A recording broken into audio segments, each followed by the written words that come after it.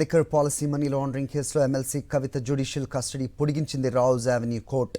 July 3 వరకు custody పొడిగించింది. ED charge షీట్ను పరిగణలోకి తీసుకున్నట్లుగా స్పెషల్ కోర్టు వెల్లడించింది.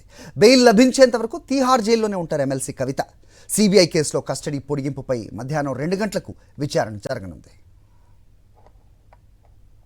ఇదే అంశంపై అప్డేట్స్ మా కరెస్పాండెంట్ వెంకటేష్ ఇస్తారు ఢిల్లీ నుంచి. వెంకటేష్, చెప్పండి, జూలై 3 వరకు కూడా కస్టడీ పొడిగించింది రౌజ్ అవెన్యూ కోర్టు. సో ఏంటి మిగతా అప్డేట్ చెప్పండి. ఢిల్లీ లిక్కర్ కేసులో ఇప్పటికే కవిత పాత్రకు సంబంధించినటువంటి ఇన్వెస్టిగేషన్ ఈడీ పూర్తి చేసింది. దానిపైన ఛార్జ్ షీట్ కూడా దాఖలు చేసింది.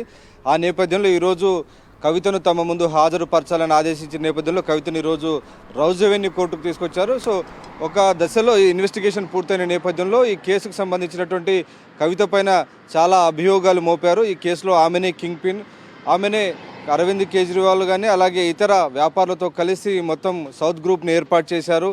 ఇటు ఆప్కు అలాగే సౌత్ గ్రూప్కు మధ్య ఒక దళారీ పాత్ర కవిత వహించారనేది ప్రధానంగా ఈడీ తన ఛార్జ్షీట్లో పేర్కొన్నటువంటి పరిస్థితి. సో ఈ నేపథ్యంలో ఈ ఛార్జ్షీట్ను యాక్సెప్ట్ చేస్తున్నట్టుగా కోర్టు ప్రకటించింది. సో దాన్ని కాగ్నిజెన్స్లోకి తీసుకున్న నేపథ్యంలో ఆ విషయాలన్నింటిని కూడా ఈరోజు కోర్టు కవితకు వెల్లడించింది.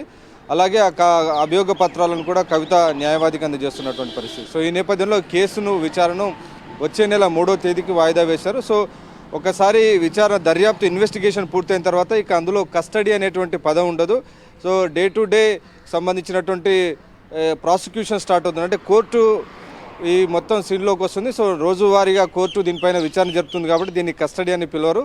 దీన్ని విచారణ వాయిదా జరిగింది. సో దీన్ని జూలై 3 వరకు ఈ కేసు విచారణ వాయిదా పడినటువంటి నేపథ్యంలో ఈ మధ్యలో కవితకు కనుక బెయిల్ వస్తే ఆమెను బయటకు విడిచిపెడతారు, లేదంటే ఆమె జైల్లోనే ఉండాల్సినటువంటి పరిస్థితి ఉంటుంది. కాబట్టి దీన్ని కస్టడీ పొడిగింపు కాకుండా మామూలుగా కేసు విచారణ వాయిదాగా పిలుస్తుంటారని న్యాయవాదులు మనకు చెప్తున్నటువంటి సమాచారం. ఇక ఈ సిబిఐ కేసుకు సంబంధించినంత వరకు ఇప్పటివరకు సిబిఐ ఈ కేసులో ఛార్జ్షీట్ దాఖలు చేయలేదు. ఛార్జ్షీట్ త్వరలో దాఖలు చేస్తామని చెప్పింది. కాబట్టి ఈ సిబిఐ కేసులో మాత్రం కస్టడీ పొడిగించాలా వద్దా అనే నిర్ణయాన్ని ఈరోజు మధ్యాహ్నం 2 గంటల తర్వాత కోర్టు తీసుకోబోతుంది. సహజంగా కవితకు కేసు విచారణకు సంబంధించినటువంటి కస్టడీని సిబిఐ కేసులో మాత్రం పొడిగించేటువంటి అవకాశం ఉంది. సో ఒకసారి కస్టడీ ఉన్న సందర్భంలో 15 రోజులకు ఒకసారి దాన్ని ఎక్స్టెన్షన్ చేయడం అనేది ఒక ఆనవాయితీగా వస్తుంటుంది. అది చట్ట ప్రకారం ఉన్నటువంటి రూల్.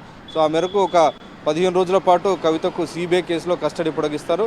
ఈడీ కేసులో మాత్రం కస్టడీ పూర్తయింది.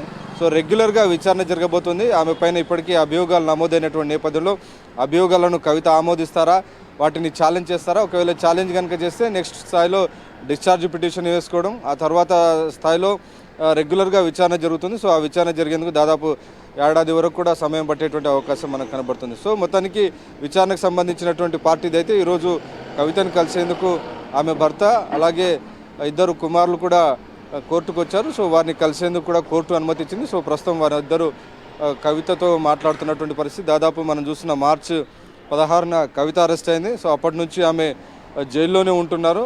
దాదాపు 2 నెలలకు పైగా తీహార్ జైల్లోనే ఆమె కవిత గడుపుతున్నటువంటి నేపథ్యంలో ఆమెను చూసేందుకు కుమారులు 2 వచ్చారు. సో వారిని చూసేందుకు మాట్లాడేందుకు కోర్టు అనుమతి ఇచ్చింది. సో ప్రస్తుతం వారు కోర్టులోనే ఉన్నారు, వారితో మాట్లాడుతున్నారు. మధ్యాహ్నం సమయంలో కవిత సిబిఐ కస్టడీకి సంబంధించినటువంటి నిర్ణయం వెలువరించబోతుంది. సో సిబిఐకి సంబంధించినటువంటి డెసిషన్ మధ్యాహ్నం రాబోతుంది. ఈడీకి సంబంధించి మాత్రం విచారణ వాయిదా పడింది కాబట్టి, ఇన్వెస్టిగేషన్ ముగిసింది కాబట్టి రెగ్యులర్ విచారణ జూలై 3న ప్రారంభం కాబోతుంది. రైట్. సో మొత్తానికి విచారణ ముగిసే వరకు కూడా తీహార్ జైల్లోనే ఉండే పరిస్థితులు అయితే ఎమ్మెల్సీ కవిత అంశం చూస్తే మనకి తెలుస్తుంది. జ్యుడిషియల్ కస్టడీ పొడిగించిన పరిస్థితి చూస్తున్నాం. Thank you for the inputs Venkatesh. For now thank you.